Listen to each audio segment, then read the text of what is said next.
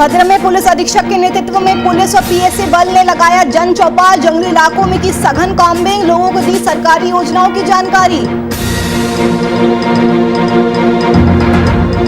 रायबरेली में Birla corporation limited के वर्करों ने काटा हंगामा, कर्मचारियों के लिए कारखाने का गेट किया बंद, कर्मचारियों ने कारखाने के गेट पर किया धरना प्रदर्शन।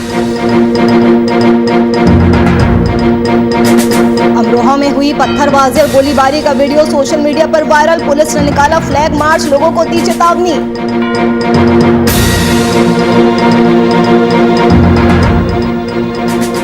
सिद्धार्थनगर में पति ने अपनी ही पत्नी को सुलाया मौत की नींद, जमुआ नाले में तैरता मिला महिला का शव, 3 साल पहले दोनों ने दिल्ली में किया था प्रेम विवाह।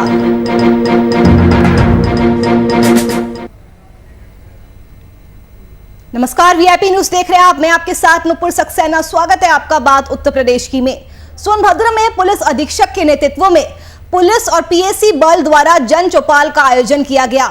नक्सली संचरण पर प्रभावी रोकथाम रखने, पहाड़ी क्षेत्रों के निवासियों से समन्वय स्थापित रखने, जनता में सुरक्षा की भावना बनाए रखने और अभिसूचना संकलन के मकसद से पुलिस अधीक्षक ने जंगली इलाकों में सघन कॉम्बिंग की। कॉम्बिंग के बाद ग्रामीण पनिकप और गुल्ली डाड़ में जन चौपाल के माध्यम से स्थानीय लोगों से बातचीत कर उन्हें किसी तरह की संदिग्ध गतिविधि दिखने या नक्सली संचरण के विषय में जानकारी होने पर तत्काल पुलिस और स्थानीय प्रशासन को अवगत कराने के लिए कहा गया। उनकी मूलभूत समस्याओं के बारे में जानकारी लेते हुए उनका हर संभव मदद का भरोसा दिलाया गया। इसके अलावा मौजूद लोगों को विभिन्न सरकारी योजनाओं, टोल फ्री नंबर्स, साइबर और महिला संबंधी अपराधों से बचाव के विषय में भी जानकारी दी गई और उन्हें जागरूक भी किया गया। इसके अलावा शासन द्वारा कोविड-19 संक्रमण से बचाव को लेकर जारी गाइडलाइंस के विषय में जानकारी भी दी गई।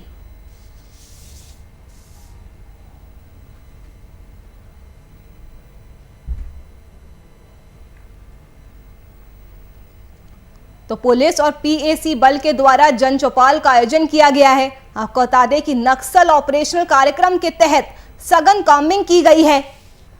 जन चौपाल आयोजित की गई जिसमें लोगों की समस्याओं को सुना गया। इसके अलावा लोगों को हर संभव मदद देने का भी आश्वासन दिया गया है। इसके अलावा मौजूद लोगों को विभिन्न सरकारी योजनाओं, टोल फ्री नंबरों, साइबर और महिला संबंधी अपराधों से बचाव के विषय में भी जानकारी देते हुए उन्हें जागरूक किया गया और सरकार द्वारा कोविड-19 संक्रमण से बचाव को लेकर जारी गाइडलाइंस के विषय में जानकारी देकर उन्हें जागरूक किया गया। तो सोनभद्र की खबर, जहां पर पुलिस अधीक्षक के नेतृत्व में पुलिस और पीएसी बल के द्वारा जन चौपाल आयोजित किया गया।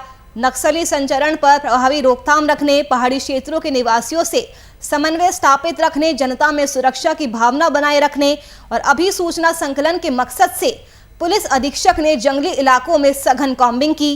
कॉम्बिंग के बाद ग्राम पनिकप और गुल्ली दाड़ में जन चौपाल के माध्यम से स्थानीय लोगों से बातचीत कर उन्हें किसी भी तरह की संदिग्ध गतिविधि का शक होने पर पुलिस को जानकारी देने के लिए कहा गया है।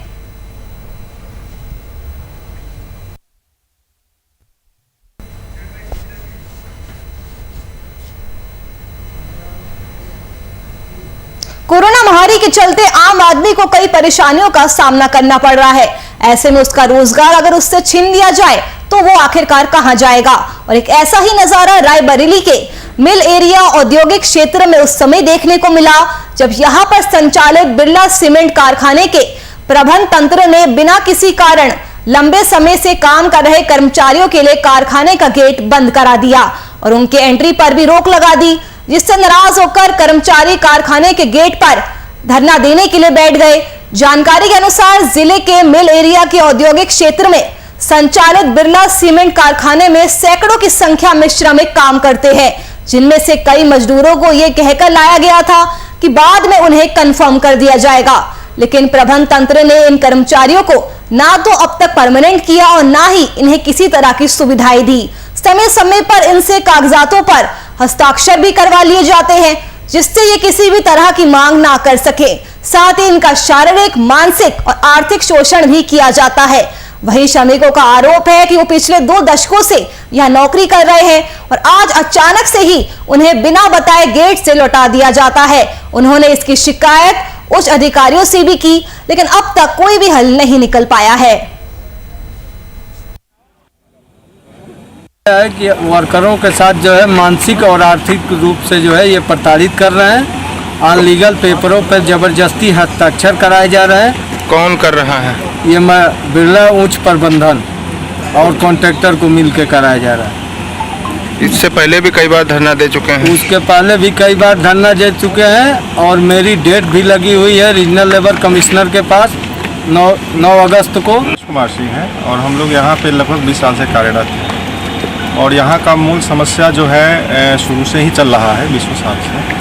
अभी तक जो है वर्कर्स जो है इस चीज़ को ये लोग काफ़ी ज़्यादा प्रेशर बना के मतलब जो है उसको दबाए हुए थे क्योंकि समस्या। कौन लोग प्रेशर बना रहे हैं? मैनेजमेंट यहाँ की। क्या नाम है उनका?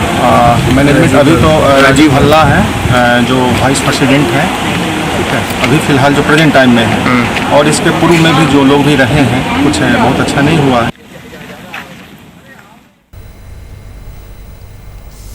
तो बिरला कॉर्पोरेशन लिमिटेड के कर्मचारियों ने जमकर हंगामा काटा है।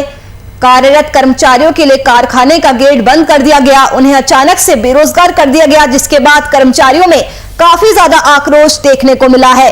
आपको बता दें कि रायबरेली के मिल एरिया औद्योगिक क्षेत्र में यहां पर संचालित बिरला सीमेंट कारखाने के प्रबंध तंत्र ने बिना किसी कारण लंबे समय से कार्यरत कर्मचारियों के लिए कारखाने का गेट बंद करा दिया, उनकी एंट्री पर रोक लगा दी, जिससे नाराज होकर कर्मचारी कारखाने के ही गेट पर धरना प्रदर्शन करने लगे। जैसा कि आप तस्वीरों में देख सकते हैं, वही जानकारी के अनुसार जिले के मिल एरिया के औद्योगिक क्षेत्र में संचालित बिरला सीमेंट कारखाने में सैकड़ों की संख्या में श्रमिक काम करते हैं, जिनमें से कई मजदूरों को यह कहकर लाया गया था कि बाद में उन्हें परमानेंट कर दिया जाएगा, लेकिन प्रबंध तंत्र ने इन कर्मचारियों को ना तो अभी तक परमानेंट किया है और ना ही इन्हें अन्य सुविधाएं दी है। समय समय पर इनसे कागजातों पर भी सिग्नेचर करवा लिए जाते हैं, जिससे किसी तरह की मांग न कर सके। इसके अलावा यही भी कहा जा रहा है कि श्रमिकों का शारीरिक, मानसिक और आर्थिक शोषण भी किया जाता है। श्रमिकों को यह आरोप है कि वो पिछले 2 दशकों से यहाँ पर नौकरी कर रहे हैं और आज अचानक से उन्हें बिना बताए गेट से लौटा दिया जाता है। उन्होंने इसकी शिकायत उच्च अधिकारियों से भी की है, लेकिन अभी तक इस समस्या का कोई भी हल नहीं निकल पाया है।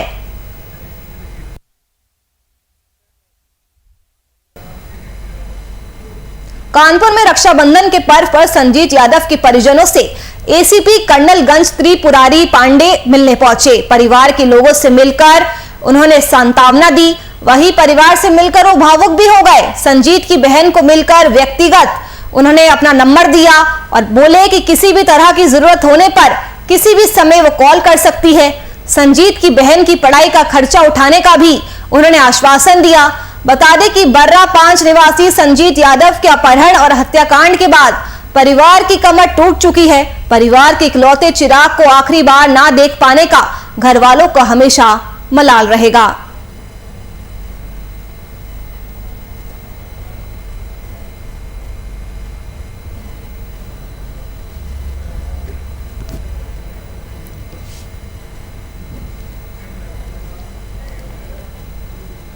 मऊ में हर साल की तरह इस साल भी रक्षाबंधन के अवसर पर रोटरी क्लब मऊ द्वारा पुलिस लाइन के सभागार में एक विशेष कार्यक्रम का आयोजन किया गया था, जिसमें रोटरी क्लब के परिवार वालों ने सीईओ उमाशंकर उत्तम सिंह और प्रतिसार निरीक्षक और ड्यूटी पर तैनात पुलिसकर्मियों के साथ राखी का त्योहार मनाया। रक्षाबंधन पर्व पर अवकाश नहीं मिलने से कई पुलिसकर्मी ऐसे थे जो अपने घर भी नहीं जा पाए। ऐसे में रोटरी क्लब मऊ के परिवार की बच्चियों ने पुलिस लाइन सभागार पहुंचकर उन्हें रक्षा सूत्र बांधा, तिलक किया और मिठाई भी बांटी। इस दौरान पुलिसकर्मियों ने भी उनको सुरक्षा करने का वचन दिया और उनको उपहार भी दिया।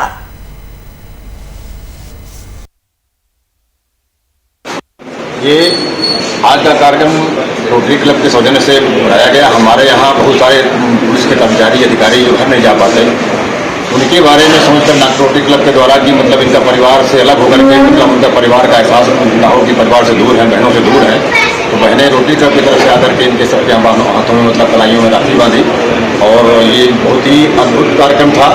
खास करके गंगा जमुनी तहजीब के हिसाब से भी अच्छा था कि रोटरी क्लब में हर धर्मजात के लोग इस पर भागीदारी करते हैं और इसलिए अपने आप में एक अनूठा। आज ये रक्षाबंधन का पर्व रोटरी क्लब मऊ द्वारा ये पुलिस सभागार में हम लोग मनाए हैं, जिसमें कि पुलिस कर्मियों को, सीओ साहब को और हमारे आरआई साहब को, सबको हमारी जो रोटरी क्लब की बच्चियां थी, उनका रोटरी क्लब परिवार के जो बच्चे थे, उन्होंने रक्षाबंधन में राखियाँ बांधी, उनको मिठाई खिलाया, उनका तिलक बंधन किया और उनकी एक कामना की कि जैसे ये हमारे भाई है, इनकी रक्षा करें और भगवान से प्रार्थना की कि इनकी सबकी रक्षा करें, क्योंकि ये पूरा अपना जीवन जो है अपने देश के लिए, अपने समर्पित, हमारी सुरक्षा के लिए ये समर्पित करते हैं।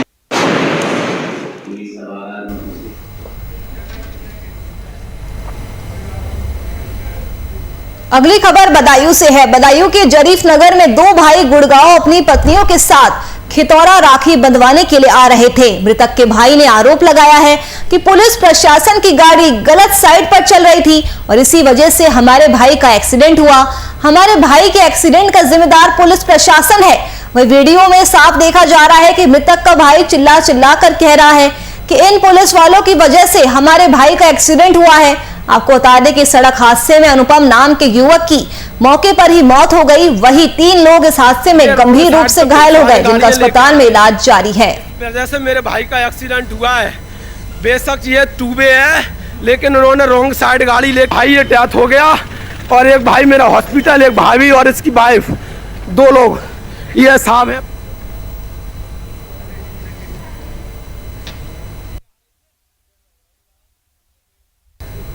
अमरोहा में हुई पत्थरबाजी और गोलीबारी का वीडियो सोशल मीडिया पर तेजी से वायरल हो रहा है।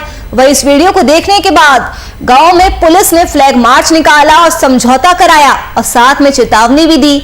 आपको बता दें कि अमरोहा के नौगावा तगा के रहने वाले 2 पक्षों में मामूली विवाद को लेकर झगड़ा हो गया और झगड़ा इतना बड़ा कि एक दूसरे के घरों पर छतों से पथराव होने लगा।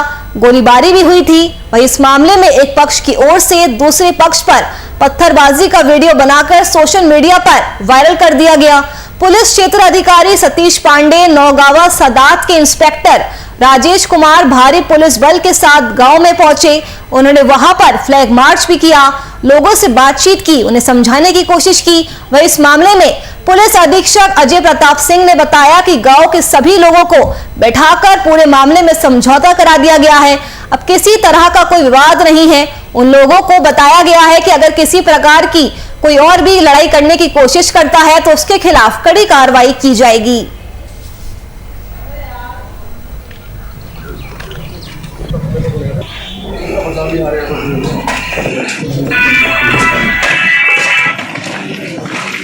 ये नौगावा तवा में कल आइसक्रीम खरीदने को लेकर 2 पक्षों में विवाद हो गया था। इसमें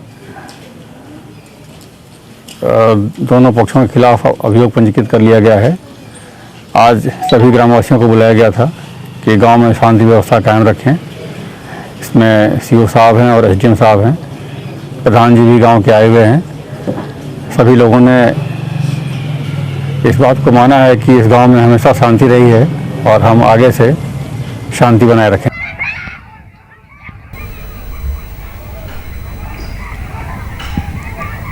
तो अमरोहा में 2 पक्षों में खूनी संघर्ष हो गया था, जिसका वीडियो भी सोशल मीडिया पर तेजी से वायरल हुआ था। तस्वीरों में देख सकते हैं किस तरह से पत्थरबाजी की गई। तो वही पुलिस ने फ्लैग मार्च निकाला और लोगों को समझाने की कोशिश की। दोनों पक्षों में समझौता कराया गया है और पुलिस ने वहां पर मौजूद लोगों को सख्त चेतावनी भी दी है कि अगर किसी भी तरफ से फिर से झगड़ा करने की कोशिश की जाती है तो दोषी के खिलाफ सख्त से सख्त कार्रवाई भी की जाएगी। तो तस्वीरें आप देख सकते हैं किस तरह से पुलिस ने वहां पर फ्लैग मार्च निकाला।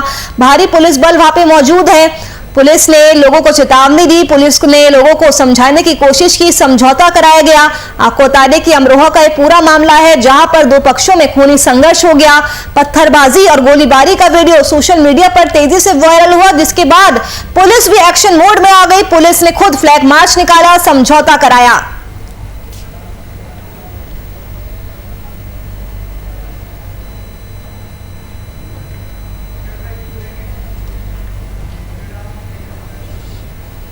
वही यूपी के हमीरपुर जिले में पुलिस ने एक बड़ा खुलासा किया। बता दें कि एक भारतीय थल सेना के घर से चोरी हुई उसकी लाइसेंसी पिस्टल को बरामद करते हुए 2 आरोपियों को पुलिस ने गिरफ्तार किया है। ये आरोपी कई आपराधिक मामलों में शामिल थे।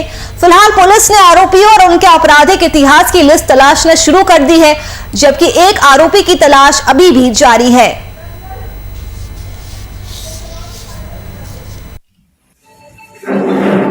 राठ में आर्मी मैन है परमानंद राजपूत, ये लद्दाख में सेवारत हैं। अवकाश पे घर आए थे तो 15 जुलाई 21 को इनके घर में रात में चोरी हुआ, जिसमें इनका लाइसेंसी पिस्टल चोरी हुआ था। इस संबंध में एक चैलेंज के रूप में इसको लिया गया और राठ पुलिस द्वारा 2 लोगों को, कपिल और देव सिंह 2 को गिरफ्तार करके इनके कब्जे से लाइसेंसी पिस्टल बरामद हुआ है। और अभी इसमें एक और अभियुक्त की गिरफ्तारी शेष है। इनके द्वारा बताया जाता है कि अन्य और भी जगह घटनाएं कारित की गई।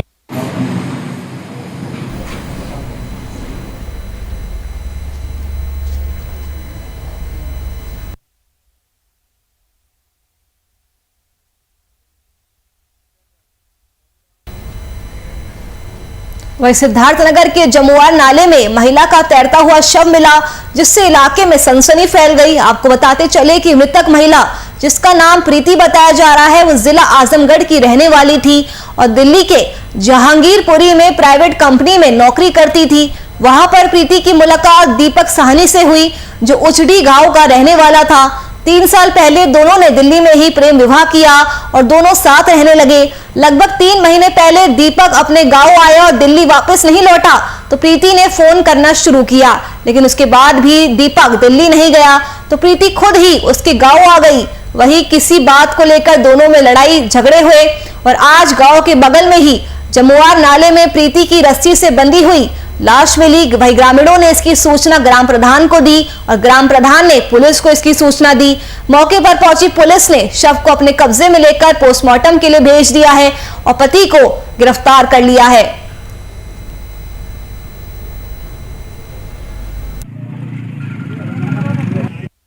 ये थाना चिलिया है, जनपद सिद्धार्थनगर में। वहाँ एक गांव ऊंच डी है, वहीं पर जमुआर नाले का वो छान है, उसमें काफ़ी पानी भरा हुआ था। उसमें एक 23 वर्षीय महिला की डेड बॉडी मिली। उसकी सूचना पर तत्काल पुलिस ने पहुंचकर वहां पंचायतनामा उसका भरा और लोगों से पूछताछ की। प्राथमिक जानकारी में पता चला कि उसका पति जो है उसी ने उसकी हत्या की है और उसके बाद उसने शव को नदी में फेंक दिया है। इसका एक बच्चा भी है जो लगभग 1.5 से 2 साल का है।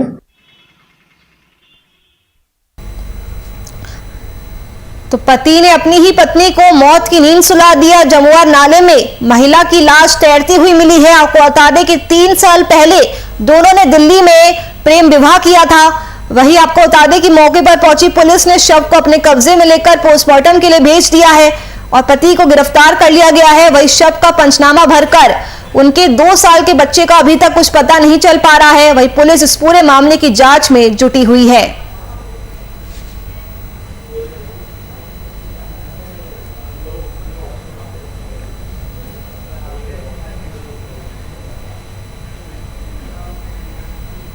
गोंडा में पुलिस अधीक्षक संतोष कुमार मिश्रा ने अपराध और अपराधियों के खिलाफ चलाए जा रहे अभियान के तहत वांछित अभियुक्तों के खिलाफ कड़ी कार्रवाई करने के निर्देश सभी प्रभारी थाना अधीक्षकों को दिए। निर्देश के अनुसार थाना खरगोपुर और मुंबई पुलिस की संयुक्त टीम को चोरी के वांछित अभियुक्त पप्पू को गिरफ्तार करने में बड़ी सफलता मिली है। अभियुक्त कोरियर कंपनी मुंबई में ड्राइवर का काम करता था। 19 अगस्त 2021 को कोरियर कंपनी के संचालक ने पप्पू को 10 लाख रुपए मलाड मुंबई ऑफिस में जमा कराने के लिए दिए थे। पप्पू पैसे को मलाड मुंबई के ऑफिस में जमा ना करके अपने साथ लेकर घर भाग आया, जिसके संबंध में संचालक ने थाने में एफआईआर दर्ज कराई। वहीं मुंबई पुलिस की संयुक्त टीम ने आरोपी को उसके घर से गिरफ्तार कर चोरी के 10 लाख रुपए भी बरामद कर लिए हैं। गोंडा आज आपके सामने Maharashtra police Santacruz police station से एक मुकदमा लिखा गया था 19/8/2021 को। वहां से एक पप्पू पुत्र जमुना प्रसाद या खरगोपुर थाने का रहने वाला था, कुरियर कंपनी में ड्राइवर था। उसके मालिक ने 10 लाख रुपए जमा करने के लिए ऑफिस में दिए थे, ये वहाँ से लेके भागा हुआ था। तो धारा 381 आईपीसी में अभियोग पंजीकृत किया गया था। सांता क्रूज पुलिस के द्वारा अभियुक्त की निशानदेही पर उसको पहले तो उसको तलाश किया गया, अभियुक्त की गिरफ्तारी की और गिरफ्तारी करने के बाद उससे पूछताछ किया और पूछताछ के बाद उसकी निशानदेही पर पूरे के पूरे 10 लाख जो खरगुपुर पुलिस के सहयोग से उनके द्वारा बरामद किया गया।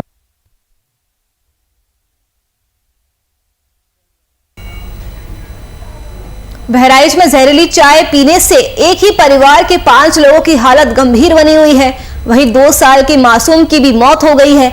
घर की बड़ी बहू ने जहरीली चाय बनाई थी। 2 मेहमानों के साथ कुल 5 लोगों ने इस जहरीली चाय को पिया।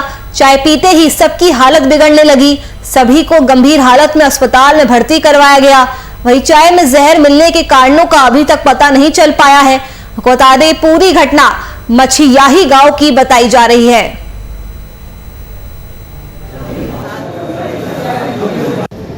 5 लोग आए थे मछली गांव से। 5 को जहर दिया गया था, चाय में मिला के। उनके परिवार के किसी सदस्य ने दिया था। हालत काफ़ी गंभीर थी। इसमें से एक छोटे बच्चे की मृत्यु हो गई है जो 2 साल का था। बाकी 4 का इलाज चल रहा है। हालत अभी उनकी थोड़ा सा चिंताजनक है। उम्मीद करते हैं अगले कुछ घंटों में हालत उनके सुधार होगा। मामला इसमें यह था कि कल रक्षाबंधन का त्यौहार था और त्यौहार के बाद भादों का महीना लगने के कारण जो है कोई औरत आवागमन नहीं कर सकती ससुराल में, इसलिए ये परिवार जाकर के उनको लेने गए थे। तो वहाँ पर जो उन्होंने खुशीपूर्वक वहाँ से भेजा, क्या इसके अंदर पिता ने की मानसिकता क्या इसमें भर दी इसके अंदर, इस औरत के अंदर कि जो है वहीं से जो है धान की पॉइजन, तो क्या बोलेगी। अभी भी घर से खबर आई है कि जो है वो वहाँ से लेकर आई थी और चाय में डाल करके 5 लोगों को सबसे पहले उन्होंने दे दिया। तो जहरीली चाय पीने से लोगों की हालत गंभीर हो गई। 2 वर्षीय मासूम की भी जहरीली चाय पीने से मौत हो गई। आपको बता दें कि घर की बड़ी बहू ने ये जहरीली चाय बनाई थी। 2 मेहमानों के साथ कुल 5 लोगों ने इस चाय को पिया और ये जहरीली चाय पीते ही सबकी हालत खराब होने लगी। सभी को गंभीर हालत में अस्पताल में भर्ती करवाया गया। वही चाय में जहर कैसे आया, इसका कारण अभी तक पता नहीं चल पाया है।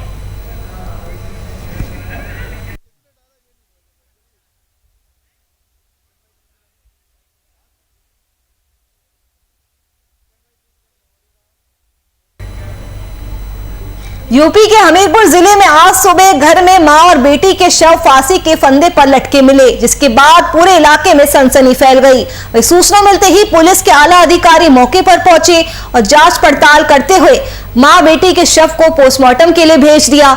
मां बेटी की मौत को लेकर गांव में तरह तरह की चर्चाएं हो रही है, जबकि पुलिस इसे घरेलू कलह के चलते आत्महत्या बता रही है। हालांकि पुलिस का कहना है कि मृतक महिला के मायके वालों को इस घटना की सूचना दे दी गई है। तहरीर मिलने के बाद ही कार्रवाई की जाएगी।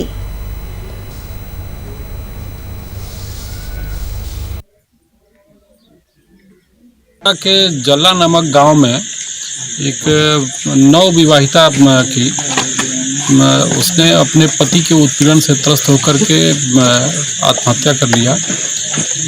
ऐसा बताया जाता है कि रक्षाबंधन का दिन है और वो शराब पी करके आया, तो उसकी मां ने पहले विरोध किया कि आज के दिन क्यों तुम दारू पी हो। तो पहले उसने अपनी मां को एक थप्पड़ मारा, उसकी आंख पे चोट आई है। उसके बाद से पत्नी डर करके अंदर से कमरा बंद कर ली। थोड़ी देर बाद जब कमरा नहीं खुला तो लोगों ने तोड़ के देखा तो माँ और उसकी 1 वर्षीय बेटी फंदे पे लटकी हुई थी। पारिवारिक जनों द्वारा इनका कमरा तोड़ कर उसको बाहर निकाला गया, लेकिन तब तक दोनों की मौत हो चुकी थी। इनकी बेटी तो मर गए। हमारे जनों से 9 बजे रात के चले हैं घर से, यहाँ पर 11 बजे तक। अब वहाँ टंगी वंगी न रहा, वो मारी यार बिटिया कि वो बेल्ट से मार दी ना, बेल्ट पर वो वहीं बेल्ट से मारा है, बेल्ट से। हाँ, फांसी लगा दी ना। बिटिया 2 बार पाटर बिटिया कमजोर रही है, छोट बिटिया रही है, वो को मार दी धेनु के।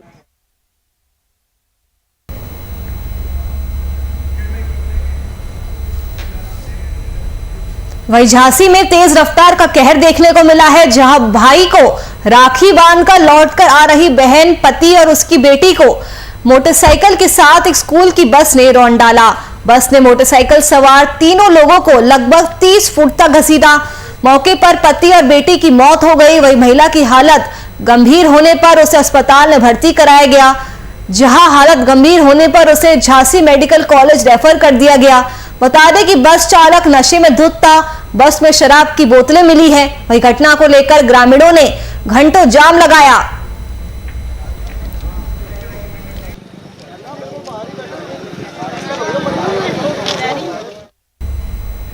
चलिए फिलहाल के लिए इस बुलेटिन में बस इतना ही। देश और दुनिया की तमाम खबरों के लिए आप देखते रहिए VIP न्यूज़। नमस्कार।